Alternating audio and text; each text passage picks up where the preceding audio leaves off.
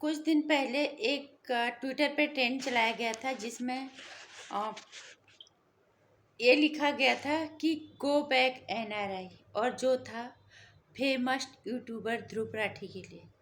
हम ये तो नहीं कहेंगे कि गो बैक एनआरआई, क्योंकि जो हिंदुस्तान का है वो तो यहीं का रहेगा, चाहे वो कहीं भी चला जाए, भले ही वो गलत मानसिकता भ्रमक भ्रामकता फैला रहा हो, कुछ भी कर रहा हो।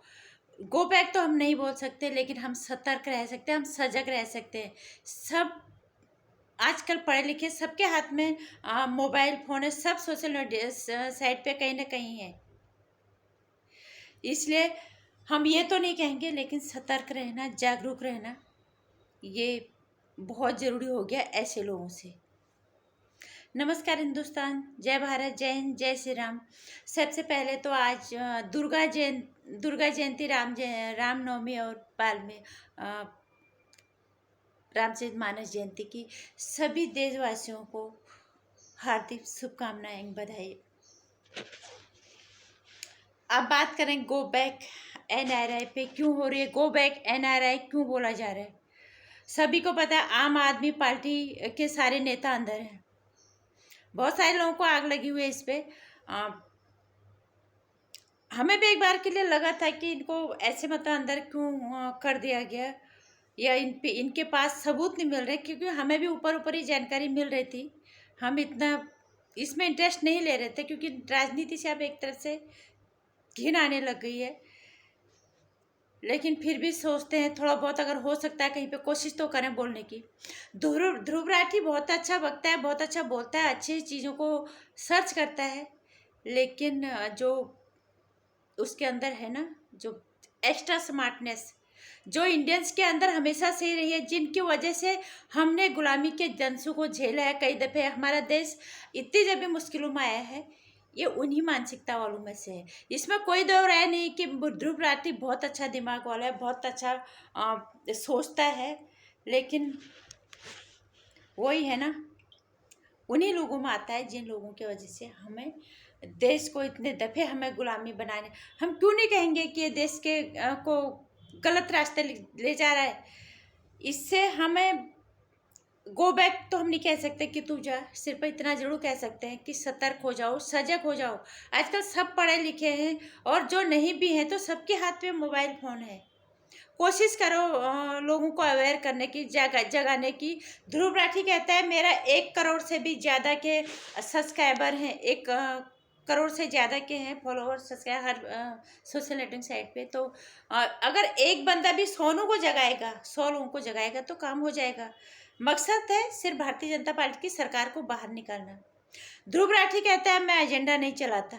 इतनी स्मार्टनेस माना, तू कुछ ज़्यादा ही तुम पढ़े लिखे हो, यहाँ से तुम बाहर तक पहुँच गए, तुम बहुत ज़्यादा पढ़े लिखे हो गए, लेकिन तुम्हारी स्मार्टनेस हम भी समझते हैं उस चीज़ को। तो आपके अंदर हिम्मत है। लोग बोलते हैं, जब इनसे सवाल पूछा गया कि तुम्हारी तार किसी पार्टी से जुड़े हुए हैं, नहीं ऐसा कुछ नहीं। अगर ऐसा होता तो भारतीय जनता पार्टी वालों के सबसे ज़्यादा पास पैसा है, ये ध्रुव राठी ने बोला। उसके बाद ध्रुव राठी बोलता है मैं एजेंडा नहीं चलाता। एक बार नीतीश राजपूत जी को मैं सुन रही थी, उन्होंने कहा, उनसे पूछा किसी ने क्या ध्रुव राठी एजेंडा चला रहा है, उन्होंने साफ शब्दों में बोला कि चला रहा है तो तुम भी चला लो, तुम्हें क्या दिक्कत है। लेकिन ध्रुव राठी ये मानने के लिए तैयार नहीं कि वो एजेंडा चला रहा है। वो देश वालों के, देशवासियों के अंदर भ्रम फैला रहा है, क्योंकि वो भी जानता है बाहर बैठ के कि भारत के अंदर अब भी बेवकूफ़ है, अब भी वो लोग हैं जिनके वजह से हम पहले गुलाम हुए, इतनी दफ़े हम कई दफ़े संकटों में आए, इन्हीं के मानसिकता जैसे वाले जैसे लोगों की वजह से। और कुछ लोग वाकई में अनभिज्ञ हैं, कुछ लोग अनभिज्ञ होने का नाटक करते हैं, और कुछ लोग कहते हैं छोड़ो जाओ क्या करना है, और कुछ लोग वाकई में अनपढ़ है, जिनको वाकई में समझ ये चीज़ नहीं है कि ये किस तरह से, किस स्मार्ट तरीके से जो है भ्रम फैलाने की कोशिश की कर रहा है। हम क्यों नहीं कहेंगे ये झूठ बोल रहा है, हम क्यों नहीं कहेंगे भ्रम फैला रहा है, और हिम्मती तो है, बहुत है। एक इंटरव्यू में इससे कोई एक यूट्यूबर कोई है, इनसे इंटरव्यू पूछा जाता, इंटरव्यू में ये पूछा गया कि अगर भारतीय जनता पार्टी नहीं तो फिर सरकार और किसे वोट दिया जाए। शर्म आनी चाहिए ध्रुव राठी को। ये बोलता है हमारा उसको लगता है हमारा देश एक जलता हुआ वाहन है। उसके हिसाब से हमारा देश हम एक जलते हुए वाहन के अंदर बैठे हुए हैं, हमें किसी तरह से अपनी जान निकाल के वहाँ से बाहर निकल जाना चाहिए। उसका जवाब था कि सबसे पहले तो हमें यहाँ से बाहर निकलना है, क्योंकि हम एक जलते वाहन के अंदर हैं। और जलते हुए वाहन के अंदर क्या है, सबसे पहले उसका कहना है कि यहाँ से बाहर निकलो। मैं तो कहूँगी ध्रुव राठी बहुत हिम्मती है, फिर बहुत बहादुर है, तो क्या बोलेंगे। तो सीधे से जलते हुए वाहन के अंदर कूद गया, आके सीधे इंडिया गेट पे एक वीडियो बनाता है, अपलोड करता है कि देखो मैं तो जलते हुए वाहन के अंदर कूद गया और तुम लोगों की जान बचाने के लिए। किसे बेवकूफ़ बनाने की कोशिश कर रहा है ध्रुव राठी। इन हिंदुस्तानियों की कमजोरी इसको भी पता है, आज भी न समझता है।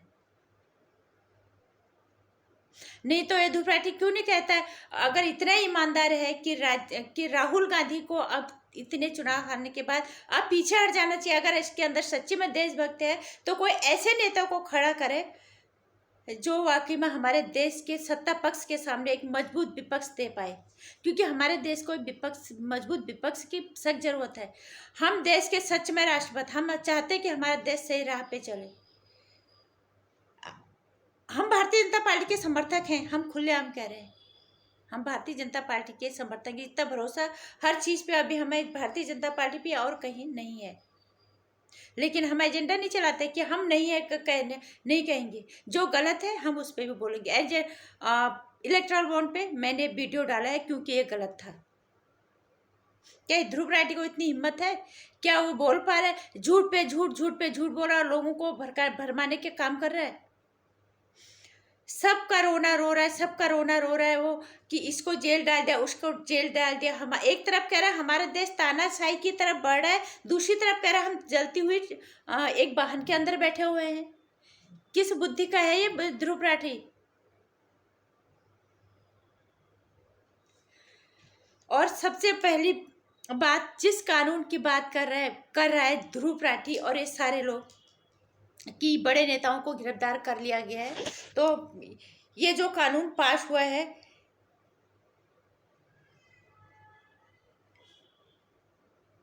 ये 2002 में मनी लॉन्ड्रिंग एक्ट 2002 को वर्ष 2003 में इसको अधिसूचित किया गया था और ये अस्तित्व में आया था मनमोहन जी की सरकार के समय में। 1 जुलाई 2005 में ये प्रभावी हुआ था, इसका अस्तित्व आया था मनमोहन सिंह जी की सरकार में।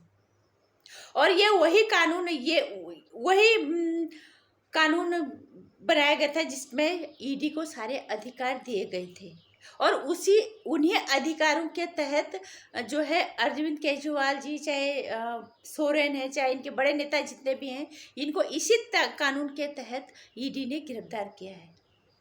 और ये जो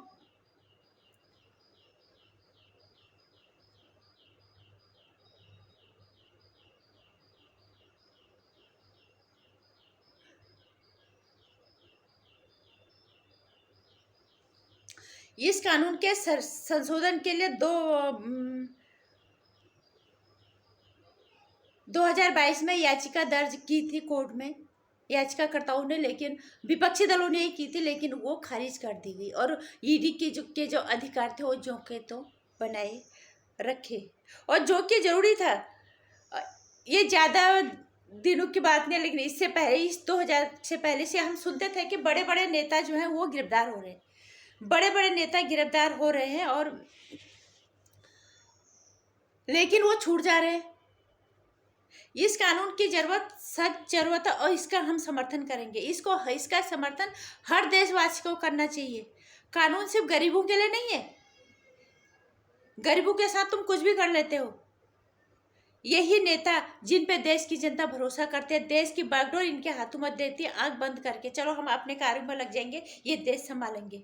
ये देश एक गद्दी में आते ही, सत्ता संभालते ही पहले अपने 7 पीढ़ियों का इंतजाम करने में लग जाते हैं। इस कानून की बहुत सख्त जरूरत थी और इसका हम समर्थन करेंगे, क्योंकि जैसी बड़ी मछली कोई पकड़ी जाती थी वो जमानत पे बाहर हो जाती थी, लेकिन इस कानून के अंदर ये कि जब तक तुम निर्दोष साबित नहीं हो जाते तब तक जमानत तुम्हें नहीं मिलती। और ये होना ही चाहिए। इससे पहले हम सोचते थे कई दफे कि ये कैसी बात हुई, बड़ा हो हल्ला मचता है कि ये बड़ा नेता गिरफ्तार हो गया, ये गिरफ्तार हो गया, और फिर उसको जमानत पे बाहर कर दिया जाता था। ये कानून बिल्कुल सही है और इतने कड़े फैसले लेने की उम्मीद हम मोदी जी से ही कर सकते हैं। और मोदी जी से क्या, ये वाजपेयी जी के अगुवाई वाली सरकार ने इसको ये अधिसूचना आई तब, और इसको प्रभावी जो है अस्तित्व में आया मनमोहन जी की सरकार में। अब ये उन्हीं लोगों के, क्योंकि कांग्रेस ने कभी कोई अच्छे काम किए ही नहीं ना, इसीलिए कांग्रेस आज जो इतना डूब रही है, इसलिए डूब रही है। और वही आज याचिका लेके जा रहे हैं उस कानून के अंदर, उस कोर्ट के अंदर, कि इसे खारिज कर दिया जाए। और दूसरा रोना इन लोगों का रोना दूसरा ये है कि पैसा कहीं नहीं मिला, सारे पैसा कहीं मिला नहीं। वही अरविंद केजरीवाल जी बोल रहे हैं, वही ध्रुव राठी बोल रहे हैं। मैं सारे लोगों को, हम भी बोलना चाहेंगे, जितने लोगों तक भी हमारी बात पहुंच पाती है, हम ये कहना चाहेंगे कि पैसा कहाँ मिलेगा। कोर्ट ने ये बोला है कि जो पैसा मिला था, जो 100 करोड़ शराब घोटाले की बात हो रही है, ये पैसा पंजाब और गोवा के चुनाव में खर्च हो चुका है। अगर जो पैसा खर्च हो चुका है तो कहाँ से मिलेगा, कहाँ से दिख जाएगा। ये अरविंद केजरीवाल भारतीय जनता पार्टी को अनपढ़ कहते हैं, कुछ ज़्यादा ही पढ़े लिखे हो गए। इतने स्मार्ट तरीके से राजनीति करने आए थे आप राजनीति में। हमने भी समर्थन किया था अरविंद केजरीवाल जी का कि आप भ्रष्टाचार मिटाने के लिए कीचड़ में ही उतरना पड़ेगा, इसलिए सारे लोगों ने बढ़ चढ़ के इन्हें समर्थन दिया। ये ईमानदारी से काम करते तो इन्हें ये सब करने की जरूरत ही नहीं थी। जब पहली बार इन्होंने चुनाव लड़ा, इन्होंने कौन सा पैसा खर्च किया था, और कौन सा इनके पास पैसा था। लोगों को एक उम्मीद थी कि हमारे पास कोई एक अच्छा पढ़ा लिखा नेतृत्व आ रहा है, और तो उसको लोगों ने हाथों हाथ लिया, लोगों ने भरोसा किया, और इन्होंने लोगों के भरोसे को तोड़ा। और दोबारा इन्होंने गलत तरीके से करने के लिए ये पैसा ऐसे खर्च कर दिया, जनता का पैसा इस तरह से बहा दिया गया। और ध्रुव राठी को क्या पता, उसको तो 2-4 वीडियो बनाता है, अच्छे तरह से बोल पाता है, अच्छा पढ़ा लिखा है, NRI भी है। इसमें बिल्कुल भी हम नहीं कहेंगे, दो राय नहीं है कि वो अच्छा वक्ता नहीं है, अच्छा नॉलेज है हर चीज़ का। लेकिन ये मानसिकता, देश के लिए घटिया तरीका मानसिकता, उसी जो स्मार्टनेस है ना, कुछ ज़्यादा ही पढ़ लिख के उसका इस्तेमाल करने हमारे हिंदुस्तान के अंदर आ गया। इस ध्रुव राठी को पता भी है 100 करोड़ घोटाले, जो शराब का घोटाला पैसा, ये गरीब जनता का ही तो होगा। एक गरीब आदमी अगर दिन भर की दिहाड़ी करता है तो 400-500 मुश्किल से मिलते हैं उसको, 500-600, वो भी आधा ठेकेदार खा जाता है, आधा कोई और खा जाता है, और उसको भी मिलने में उससे चप्पल खींचने पड़ते हैं।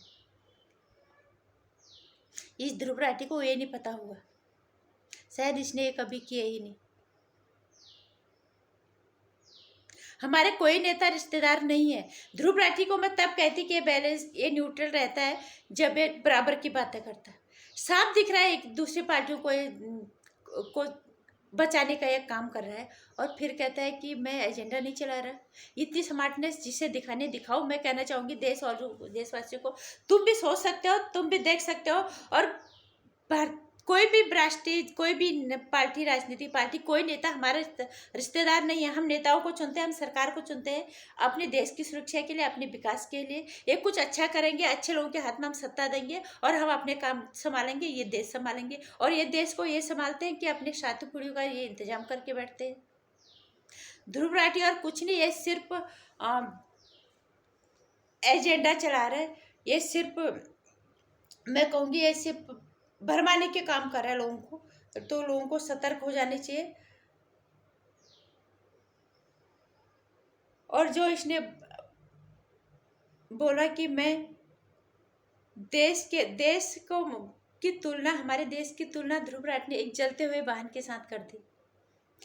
कौन सा सुरक्षा कवच पहन के आया था ध्रुव राठी इस जलते हुए वाहन के अंदर बैठने के लिए? या मैं ये कहूँ कि ये सुपर हीरो है, इसको कोई फर्क नहीं पड़ता। या ये कहना चाहता, या ये दिखाना चाहता है कि कर लो जो करना है, मैं तुम्हारे देश में कुछ भी करूँगा आके, मैं तो एनआई रही हूँ, आग लगेगी तो यहाँ लगेगी, अराजकता शांति फैलेगी तो यहाँ फैलेगी, मैं तो तुमको भरमा, मैं तुम्हारे दिमाग को घुमा दूंगा अच्छे से। इसलिए देश की जनता को, हर तबके को, आज सोशल नेटवर्किंग साइट पे सारे लोग हैं, उन लोगों को अपने दिमाग का इस्तेमाल कर, चाहे कोई पढ़ा लिखा है भी या नहीं भी है, 5 उंगली सबके मुंह में जाते, समझ तो आनी चाहिए ना। इतने दफे हम गुलामी का दंश झेल चुके, कभी गुलाम अंग्रेजों के तो कभी मुगल साम्राज्य के। राम मंदिर उसी का नतीजा था, मुगल साम्राज्यों का टूटा हुआ, जो अब जाके मिला है। अब देश टूट गया इस तरह से, इस तरह के लोगों के करतूतों की वजह से। तो सोचो हम अपने देश कैसे बना पाएंगे। फिर अगर हम किसी और दलदल में फंस गए तो हम फिर कैसे निकालेंगे। जो गलत है उसके खिलाफ निस्वार्थ बोलो। ये नहीं कि हम इस पार्टी को पसंद करते हैं, हम इस नेता को पसंद करते हैं, अगर वो गलत भी तो है तो हम उसको वोट दे दे रहे हैं, हम उसका समर्थन कर रहे हैं, क्यों? बिल्कुल नहीं। सही और गलत को परखो और ध्रुव राठी जैसे लोगों को पहचानना सीखो। इसका कोई इरादा नहीं है देश के अंदर ये कुछ अच्छा करेगा। इसका काम है कि किसी तरह राहुल गांधी, केजरीवाल जी सत्ता में आ जाए और ये जो है भारतीय जनता पार्टी ये बाहर हो जाए। क्योंकि मोदी जी ने बहुतों की दुकानें बंद कर रखी है, सबों पे आग लग रखी है। और हम ये भी नहीं कहेंगे पूर्ण रूप से भारतीय जनता पार्टी भी साफ सुथरी है, एक की तरह एक पार्टी रूल करे, हम ये भी नहीं चाहेंगे। जो गलत है हम बोलते हैं, हम भारतीय जनता पार्टी के समर्थक हम बोलते हैं जहाँ पे गलत होता है। मणिपुर पे बोला था, महंगाई पे बोला था, और यहाँ पे इलेक्ट्रल बॉन्ड पे मैंने एक वीडियो बनाई थी। इसको कहते हैं न्यूट्रल। हमें किसी का डर नहीं, हमने नेताओं को अपने देश की सुरक्षा के लिए चुनते हैं। अगर ऐसी कोई बात करे ध्रुव राठी तो हम मान जाए इसे। राहुल गांधी को जिसको अमेरिका के पूर्व राष्ट्रपति ओबामा ने तक जिनकी क्षमता पे सवाल उठाए थे, उनकी तारीफ करते हैं ये लोग। किसी के अंदर है इतनी ताकत तो कोई एक जबरदस्त एक ऐसा नेता खड़ा कर दे। मैं बार बार हर वीडियो में यही कहती हूँ, जो अपने आप को ईमानदार मीडिया के नाम से बाहर बैठे हुए, देश की टांग खींचने में लगे हुए, जहर फैलाने का जो काम करे, अगर हिम्मत है तो एक तकड़ा विपक्ष तैयार करो। क्योंकि हमारे देश को एक तकड़े विपक्ष की सख्त जरूरत है। अभिसार शर्मा जी ने पहले कहा था एक दिन कि हमारा देश एक अच्छा विपक्ष डिजर्व करता है। मैं फिर कहना चाहूंगी कि उनको डिजर्व नहीं करता, इसकी सख्त जरूरत है। और दूसरी चीज, ध्रुव राठी ने एक ये भी बोला है कि उसको पूछा गया था कि अरे फिर सरकार पूर्ण रूप से सत्ता में नहीं होगी तो फिर सरकारें फिर कैसे बनेंगी। अरे पहले भी तो चलाई है। ध्रुव राठी को पता है पहले कितने दफे चुनाव हुए हैं। ये चुनाव का बोझ, ये जो खर्चा आता है चुनाव का, कितना खर्चा आता है अंदाजा है। और ये किसके जेब से जाता है? ये गरीब जनता के जेब से जाता है। ये महंगाई के रूप में हमारे ऊपर थोप दिया जाता है। सबसे ज्यादा निम्न